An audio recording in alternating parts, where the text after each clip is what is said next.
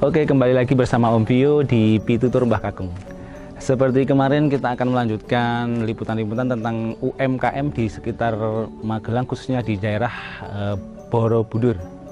Kali ini kita berada di Dusun Banjaran 1, Karanganyar, Kecamatan Borobudur, di tempat Bapak Supoyo di Arum Art Galeri Supoyo. Nah, nanti kita akan bicara lebih luas, lebih jauh, lebih dalam dengan art ownernya, galeri. Kita akan bicara, mari kita ke lokasi.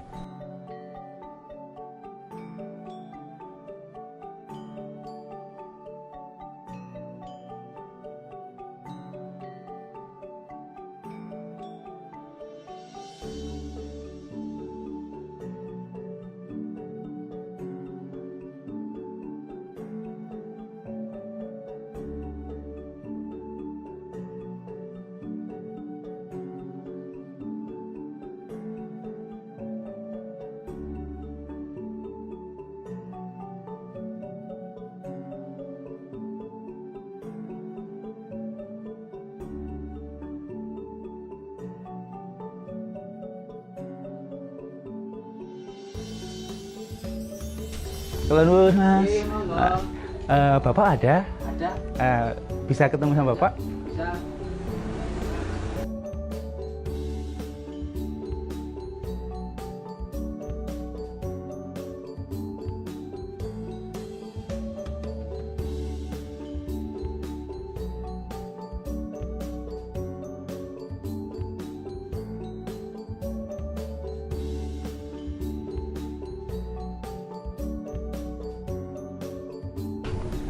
Oke, kita sekarang sudah ketemu sama ownernya, pemilik dari Arum Art Keramik Artisan, nggih. Bisa perkenalkan dulu Bapak, dengan Bapak siapa? Oh, perkenalkan, nama saya Supoyo, panggilannya Pak Poyo. Kebetulan saya berdomisili di Dusun Klipo, Banjaran 1, Karanganyar, dan sebagai salah satu pengrajin gerabah yang ada di Dusun Klipo ini. Nah, adapun untuk pengrajin gerabah di Dusun Klipo ini ada sekitaran 96 pengrajin. Jadi hampir tiap-tiap keluarga itu punya kerajinan gerabah. Sebelum saya menggali berbicara lebih jauh tentang UMKM atau usaha dari Bapak Poyo ini, yaitu kerajinan gerabah, saya mau tanya sedikit, kenapa jenengan menggeluti dan tertarik dengan usaha ini? Apa yang mendasarinya? Yang paling mendasar itu karena kita sebagai salah satu dari anak pengrajin, yang dimana kerajinan gerabah ini kan sudah turun temurun dari moyang kami. Bahkan bisa dikatakan dengan adanya Candi Borobudur pun masyarakat Dusun Klipo ini sudah sebagai pengrajin gerabah. Maka dari itu di samping sebagai penunjang ekonomi, juga ikut melestarikan budaya kita yang sudah ada, tinggal sebagaimana mestinya kita nguri-nguri. Oh, nggih. Ibaratnya kata atau nggih? Usaha warisan bisa dikatakan seperti itu. Ya, nggih. Ya, oke. Dari berarti memang dari zaman dulu, dari simbah-simbah jenengan memang sudah membuat atau bikin gerabah seperti ini, kerajinan seperti ini. Oke. Jadi teman-teman, usaha ini bukan serta-merta lahir dengan tiba-tiba atau gimana, memang dulu turun-temurun dari mbah-mbahnya memang sudah ada. Berarti ada ceritanya gitu ya Mas ya? Iya. Oke.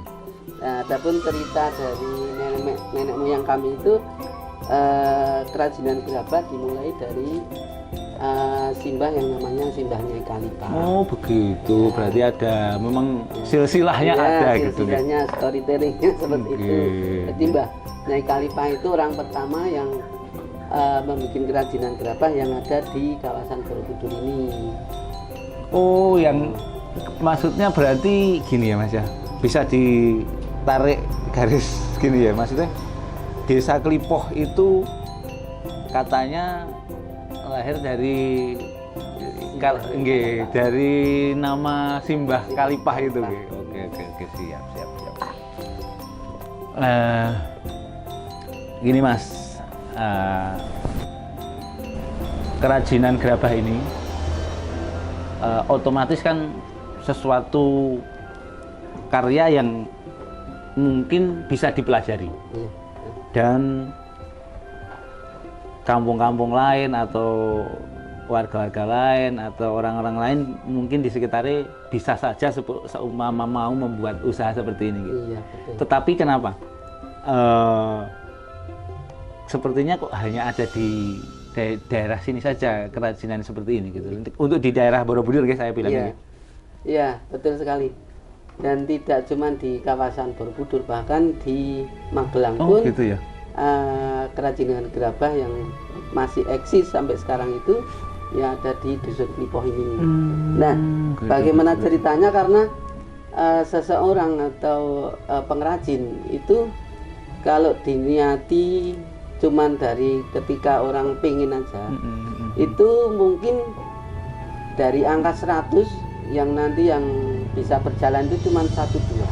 Oke. Nah, kenapa masyarakat Klipoh ini kok sampai sekarang masih eksis? Itu karena pertama adalah panggilan jiwa. Nah, betul-betul dari nurani yang paling dalam. Ketika orang melihat sesuatu yang dari tanah liat, itu seperti kita melihat diri kita sendiri. Jadi pengennya itu terpacu untuk menjalankan. Perbedaannya. Artinya bukan hanya sekedar melakukan sebuah pekerjaan yang menghasilkan hasil ekonomi, tetapi lebih ada juga panggilan dari panggilan gitu. jiwa. Oke, menarik. Oke, Pak Poyo,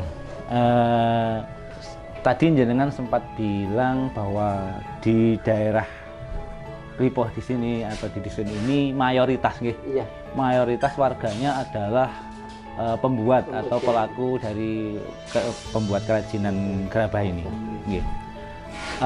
Apakah tidak ada persaingan gitu loh dari antar warga, antar pengrajin gitu? Sebetulnya ketika orang sudah menjalankan suatu bisnis, itu memang bisa dikatakan persaingan. Tapi kalau di kami warga Klipoh ini khususnya karena memang dari mbah-mbahnya dulu pekerjaannya seperti itu. Jadi untuk namanya pesaing itu juga kemungkinan sudah sedikit dari benak kita keluar. Yang ada cuman rekan. Jadi misalnya yang satu membuat ini, yang satu bikin ini, jadi justru malah lebih menarik. Begitu. Harga pun seperti itu, misalnya dari kecil berapa harganya sampai besar. Nah itu kan ada terap-terapnya sendiri. Jadi, karena gini Mas, Pak Poyo, karena Nyon Sewu biasanya biasanya ini di dunia usaha atau dunia bisnis semakin banyak kontestan, nah gitu loh. Biasanya persaingan yang tidak sehat akan muncul pertama itu. Terus persaingan yang tidak sehat seperti kayak harganya jadi tidak bisa nggak bisa dijaga, terus paling harga atau itu. Berarti kalau di daerah sini insya Allah nggak ada yang model-model seperti itu? Nggak ada. Jadi mereka memang sudah tahu batas-batas harganya. Toh yang namanya kerajinan itu sesuai dengan karakternya masing-masing. Seperti saya bikin pot seperti ini, tapi jenengan bikin misalkan pun sama, itu mesti ada perbedaan. Oke, benar-benar. Oke, bisa menarik. Menentukan harganya. Oke, menarik. Saya bilang ini adalah usaha yang menarik karena apa ya? Mungkin bentuknya atau namanya pot ya, tetapi beda yang buat, pasti nanti akan hasilnya beda gitu ya. Oke. Nah, itu bisa menentukan tentang siap. Terus gini Pak Woyo, dari sekian banyak pelaku, pernahkah ada keinginan untuk membuat sebuah komunitas atau paguyuban atau apa itu? Apa sudah ada? Kalau di sini itu kita mulai sebuah kelompok. Itu mulai dari tahun 2004. Berarti ada? Ada. Jadi waktu itu satu dusun itu kita jadikan satu kelompok, namanya Bina Karya pada tahun 2004. Nah, setelah makin lama mereka juga ingin berkarya lebih banyak. Makanya untuk tahun 2016 kemarin sudah kita jadikan 5 kelompok. Jadi sampai sekarang? Ya, sampai sekarang sudah eksis. Jadi tiap-tiap RT itu ada satu kelompok dan saya pegang satu kelompok sendiri. Dan mereka sudah mulai berkarya dengan ciri khas masing-masing. Jadi setiap kelompok berarti punya produk andalan sendiri-sendiri atau ciri khas sendiri-sendiri. Jadi nggak melulu harus sama, harus enggak. Iya, walaupun misalnya ketika pasar memerlukan barang yang sama, itu nanti bisa bareng-bareng bikin. Kayak waktu tahun 2010 kemarin itu ada bencana Merapi, erupsi Merapi. Waktu itu ada desain baru namanya sentir. Nah, sentir itu saya pertama kali yang buat saya. Ketika mereka saya ajarin, ada yang mau, ada yang enggak. Ternyata waktu 2010 pas mati lampu sekitaran 20 hari. Nah, itu booming, satu kampung membuat sentir itu ya. Sentir itu nek bahasa gaulnya nggih, lampu darurat nggih. Ya, penerangan yang pakai minyak nggih. Pakai minyak goreng.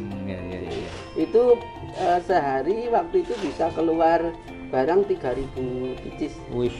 Ya, jadi satu kampung hampir semua membuat. Nah, itu manfaat dari kita berkelompok. Jadi ketika satu kekurangan barang bisa ngambil di kelompok-kelompok lain atau mungkin teman-teman lain yang mereka sudah siap untuk berjalan bersama. Ini kan usaha yang potensial, usaha rakyat bahasanya gitu ya. Mungkin saya bisa bilangnya ini adalah usaha rakyat. Apakah sudah ada atau pernah dari instansi pemerintah yang mungkin ikut memberi andil atau mungkin ingin berpartisipasi di bidang usaha yang Anda geluti kayak gini sekarang? Jadi bisa saya katakan bahwa dari tahun 2004 sampai sekarang itu hampir tiap tahun kita dapat bantuan dari pemerintahan, baik itu pemerintahan desa, pemerintahan kabupaten atau mungkin sampai pusat pun kita selalu dapat. Berarti Nyun Sewu pemerintah juga sedikit banyak peduli gitu. Bahkan banyak sekali. Oh ya, oke. Termasuk dari UNESCO itu udah masuk tahun 2016, kita difasilitasi dari mulai desain sampai ke alat pembakaran sampai ke keramik ya. Itu semua ada fasilitas dari UNESCO. Kalau pemerintah desa sendiri gimana? Pemerintah desa hampir tiap tahun menguncurkan untuk stimulan untuk ini kegiatan Gerabah juga. Karena hampir tiap tahun kita adakan juga pelatihan-pelatihan terhadap teman-teman atau anak-anak muda yang misalnya ada yang sudah lulus sekolah atau mungkin nggak lulus sekolah, kita libatkan, kita ajarin supaya nanti ketika orang-orang tua sudah lanjut regenerasinya tetap berjalan, menjalankan mereka yang menjalankan. Begitulah teman-teman kepedulian dari Bapak ini sebagai senior sebelum mereka itu nanti mundur atau istirahat jadi tetap mereka sudah mempersiapkan generasi-generasi penerusnya. Seperti itu ya Pak ya? Iya. Sekarang terkait dengan usaha Bapak ini, tentunya usaha Bapak ini kan membutuhkan bahan baku. Iya, betul. Dan nyun sewu namanya gerabah itu tidak jauh-jauh dari bahan baku karena ini tanah liat, Iya. tanah liat. Apakah tanah liat itu bahan bakunya diambil dari sekitar sini atau impor dari atau nyun sewu atau ngambil dari luar? Iya. Jadi kalau misalnya masyarakat umum Iya. atau yang pengrajin yang ada di Kampung Klipo ini biasanya kalau saat sekarang di samping mengambil di kawasan dusun, Iya. itu juga sudah mulai mengambil bahan bakunya dari desa lain. Ada yang mensupport dari sana, walaupun juga nanti kita beli ya. Nah itu karena apa? Karena untuk kegiatan gerabah ini kan di sejumlah pengrajin yang ada di Klipo itu kan 96 pengrajin. Nah itu kalau misalnya sehari katakanlah 50 kilo, Nggih. itu kali 96 kan 96 sudah banyak ya. Nggih. Padahal untuk satu hari paling tidak itu bisa 100 kilo bahkan 150 kilo. Karena saya tanya seperti itu kenapa Iya. gini ya? Kalau konsumsinya tanah banyak, kalau ngambilnya di cuma di Kawasan. daerah Iya. kawasan, apakah tanah itu tidak akan jadi habis gitu? Iya. Saya mikirnya kan seperti itu karena produksinya tinggi kan Iya. gitu. Jadi ketika tanah di kawasan Klipo, dusun Klipo ini diambil, Hmm. itu tidak terlalu dalam. Kemungkinan cuman rata-rata pengambilan itu 2 meter sampai 2,5. Karena nanti setelah 2,5 itu nanti ada krokos, ada apa, Oh, sudah nggak nggak bagus. bisa diambil. Oh, gitu, Nah, oke. caranya untuk mensikapi itu kan waktu musim hujan, air yang seharusnya langsung ke sungai itu dialihkan ke lubang-lubang itu. Jadi semakin lama kita mengalirinya, semakin cepat Isi lagi. nutup. Iya, walaupun sudah nggak bisa dipakai, cuman tanah tetap bisa rata lagi. Itu cara ngakalin ya bahasa Iya. ya, biar nggak tereksplor jadi rusak Iya, jadi tanahnya malah kan gitu. justru ketika habis diambil itu nanti kalau ditanamin pohon-pohonan itu lebih makan subur. lebih bagus. Oh, Iya, gitu. betul. Jadi seperti itu teman-teman, bahwa tidak perlu khawatir, tidak ada eksplorasi yang berlebihan di sini. Bahkan pengambilan bahan baku tanahnya itu juga ada aturannya, ada ukurannya. Nanti tanah yang sudah digali, yang lubang akan diisi lagi dengan tanah yang baru. Artinya kualitas tanah tetap akan terjaga, bahkan untuk ditanami akan semakin bagus. Seperti itu. Oke, Pak Poyo. Selama jenengan berkecimpung di dunia usaha pembuatan kerajinan gerabah ini, tentunya dinamika terus ada pahit manisnya usaha gitu. Kendala paling mungkin bagi jenengan paling besar atau selama ini yang menjadi kendala di jenengan sendiri apa? Terkait dengan kegiatan di gerabah khususnya saya sendiri, sebetulnya kendala itu termasuknya sedikit ya. Oh enggak. Ya, karena apa? Mulai tahun 2004 itu kita sudah digembleng baik dari segi desainnya, terus bagaimana cara pengolahan bahan baku, termasuk juga terakhir pemasaran. Siap. Ya, Artinya minim kendala gitu. ya, cuman kalau di masyarakat umum beda lagi karena mereka biasanya jadi ilmu itu ilmu selain ilmu titen, mereka ilmu turunan. Jadi nggak bisa mengembangkan kegiatan sebagaimana mestinya di luar sana. Pasar apa yang sekarang mulai digandrungi itu mereka kan belum tahu. Jadi misalnya dari kecil mereka bikin cobek sampai sekarang pun mereka masih ada yang cuman buatnya gitu Ya, belum mengikuti tren apa yang dibutuhkan pasar gitu. Ya, padahal kan semakin hari kita harus dituntut bagaimana potensi pasar yang ada sekarang. Artinya bahwa untuk pemasaran tidak begitu terkendala nggih. Ya. Terus untuk bahan baku juga mungkin tidak Masih, begitu terkendala. Terus nyuwun sewu untuk permodalan pun mungkin nggak begitu Modal terkendala juga. sekarang ketika orang sudah mulai dikenal itu justru apa dari perbankan. Oh gitu, Itu menawarkan menawarkan diri. buka lebar-lebar. Nah, oke Pak Boyo. Terus mungkin jenengan tadi bilang kecil kendala. Terus untuk apa ya caranya untuk lebih membuat konsumen itu semakin tertarik datang ke tempat jenengan, itu jenengan ada trik atau kiat-kiat mungkin? Ya pertama karena kita sudah duluan melangkahi, paling enggak dari teman-teman yang di luar sana itu kan sudah banyak, mulai dari perhotelan,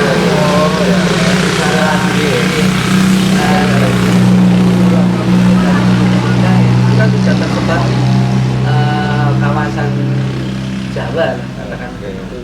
Nah, untuk kiat-kiatnya memang berbagai macam cara yang kita lakukan selain untuk kegiatan wisata juga, wisata edukasi. Kemudian ada juga ketika dari dinas kita disamperin untuk ngikut ngikut pameran-pameran atau ya dan gitu juga ya. sekarang tidak luput juga dengan sistem onlinean. Oh ya, jual beli online gitu Ya, atau ya itu yang kita kemudian juga sekarang lakukan gitu gitu ya. juga. Nah, Itu memang sangat berpengaruh sekali ketika kita sudah mulai kebuka, sudah dibaca oleh masyarakat umum, itu dengan sendirian nanti sudah melebar sayapnya sendiri. Oke. Dalam garis besarnya gini mungkin nggih. Awal mulanya mungkin kerajinan di sini memang kerajinan untuk dijual produk saja nggih. Iya. Saya baca-baca itu warga sekitar buat produk lalu dijual. Mungkin sekarang sudah berkembang kepada wisata edukasi juga. Betul. nggih. Iya. Jadi mungkin Pak Poyo bisa ceritakan atau bisa gambarkan atau bisa kasih tahu ke teman-teman konsepnya seperti apa kalau pengen wisata ke sini terus nanti belanja produk di sini terus mungkin cara bawa barangnya karena mungkin tidak bisa langsung dibawa, bisa diceritakan mungkin sedikit kepada teman-teman. Iya. Jadi teman-teman yang ada di luaran sana, kalau misalnya panjenengan mau belajar atau mau berwisata di kawasan Borobudur, khususnya di Galeri Arum Art, yang mana di situ panjenengan bisa mencoba berkegiatan praktek langsung, kita ajarin sampai sepuasnya, dan itu tidak lama karena sifatnya kalau di gerabah ini kan asal bisa membentuk, nanti prosesnya ada trik-trik lain seperti ada pengeringan, ada oven. Nah itu nanti bisa mencoba dan langsung bisa dibawa pulang, ataupun nanti bisa kita ovenkan dulu. Kalau misalnya jauh nanti kita kirim via ini tiki bisa. Ada juga yang kalau misalnya pengen benar-benar tahu persis itu bisa menginap di kawasan Borobudur. Oke, itu teman-teman ya. Ada homestay juga, kemudian penginapan yang paling murah ada. Bahkan kalau misalnya mau nginep di sini juga kita perbolehkan. Ada disediakan di sini iya, ya, gitu. walaupun di pinggir sawah. Nah, malah itu biasanya lebih menarik itu untuk hidup. Nah, itu untuk harganya lumayan tidak menguras kantong, jadi sangat-sangat minim. Masih bisa mau yang low budget sekali ada ya, gitu ya, masih disediakan gitu Mas. Jadi nyun sewu teman-teman dan pemirsa Pitu Tur Mbah Kakung yang saya cintai, bahwa di Arum Art ini sudah ada beberapa fasilitas yang mungkin tidak menguras kantong teman-teman, karena kita memang benar-benar low budget, mau suasana desa, suasana kampung yang masih asli, benar-benar orisinal. Di sini jangan bisa datang, mau nginap ada penginapan, ada homestay, mau belajar sepuasnya juga bisa. Seperti itu kira-kira ya, Pak? Betul. Oke. Terus sekarang harapannya, Mas? Ya. Harapan ke depan terhadap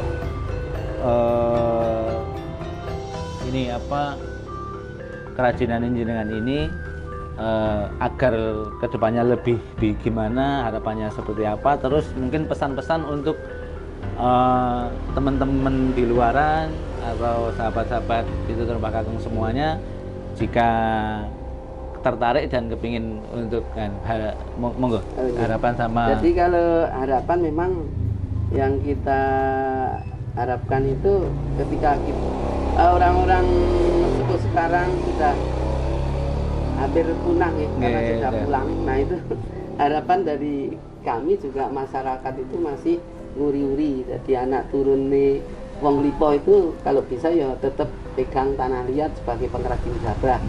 Nah adapun untuk masa mendatang itu ketika di luaran sana sudah berbagai macam modelnya, adapun yang di Klipo sendiri tetap harus melestarikan apa yang sudah ada, tinggal nanti pengemasnya seperti apa supaya ada nilai jual lebih, bisa terangkat ekonominya. Dan juga panjenengan semua kalau misalnya pengen rawuh ke sini, langsung aja nanti bisa melihat suasana pedesaan yang masih sangat-sangat asri.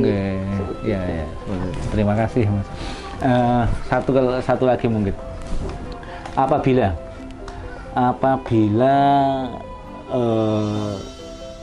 dari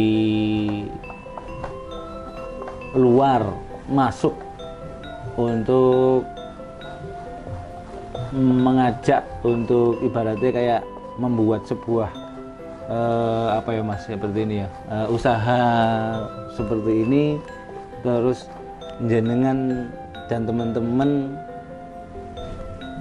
direkrut untuk membuat sebuah kayak apa ya, usaha yang skala besar gitu. Kira-kira ada peluang nggak untuk orang luar ibaratnya ingin, atau mungkin jenengan punya harapan lain kepada investor atau penanam modal yang ingin usaha di bidang kayak gitu? Kalau saya pribadi itu welcome ya. Siapapun yang misalnya mau, baik itu mau membantu atau mau bekerja sama dengan kami, kita welcome.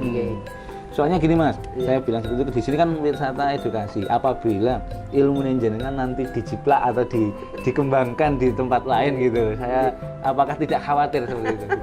Ya alhamdulillah, dari awal kita mulai 2004 sampai sekarang itu kita welcome, baik itu dari segi ilmu yang saya miliki ataupun mungkin pengalaman yang ada di Dusun Klipo, itu kita sebarkan, kita sampaikan ke semua tamu.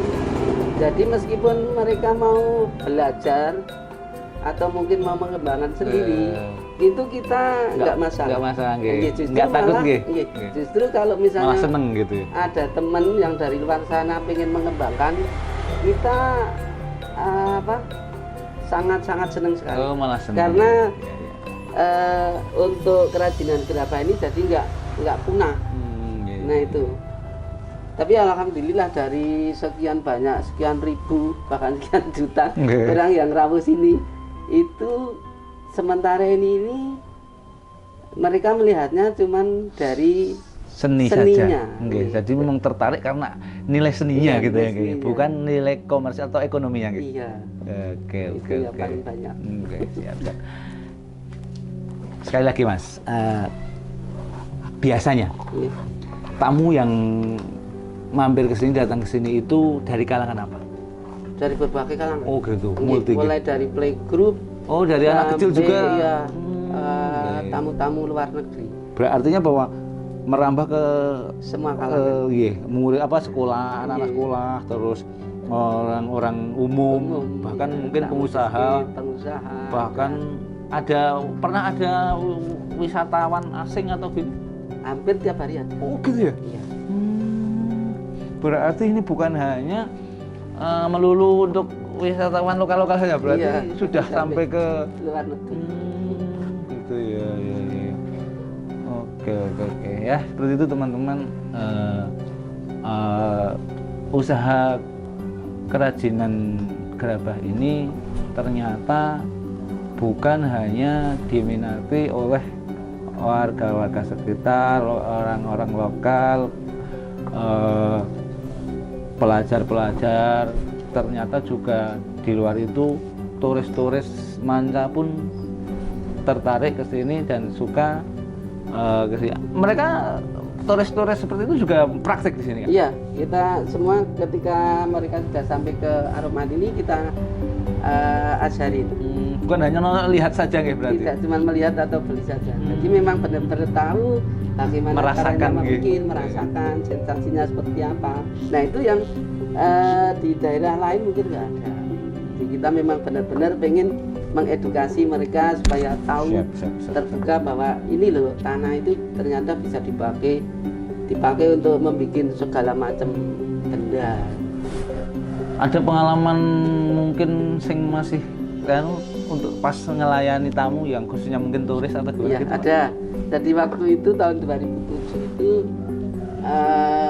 beliau adalah Menteri Pariwisata di Nederland. Oh iya. Kamu ke sini dan nggak bawa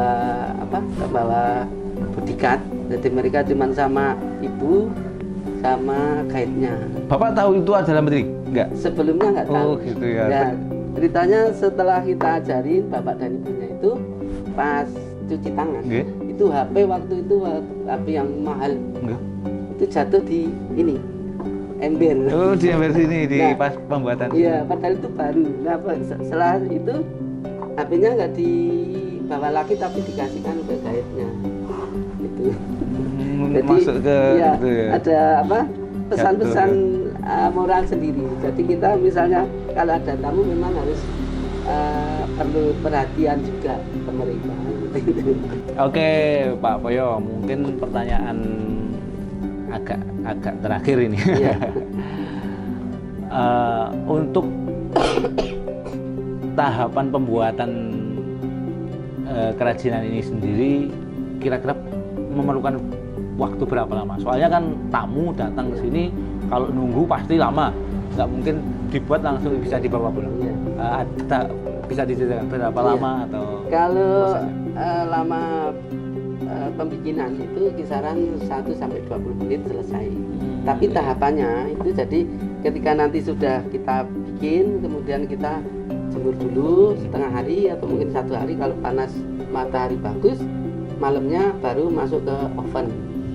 Ya, jadi kalau misalnya tamu rawuh ke sini siang hari, besok paginya sudah bisa dibawa pulang. Kalau misalnya nginep di sekitaran Magelang atau Borobudur, itu langsung kita antar ke penginapan.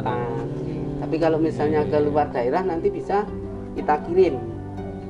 Karena tahapannya itu yaitu dari mulai pengambilan tanah, kemudian ada penggilingan, ada juga nanti penghalusan.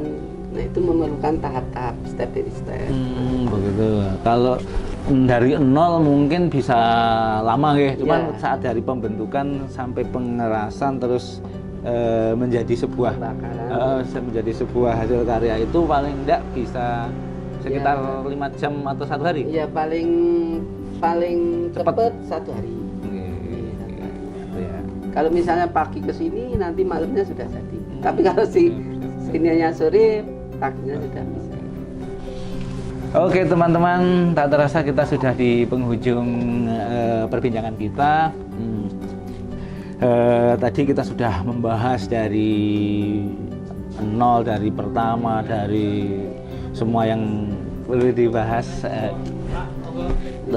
Dan apabila dari apa yang saya sampaikan dan Bapak Poyo sampaikan mungkin ada banyak kekurangan atau kesalahan dari saya pribadi, mewakili tim dan kru Pitutur Mbah Kakung, mohon maaf yang sebesar-besarnya.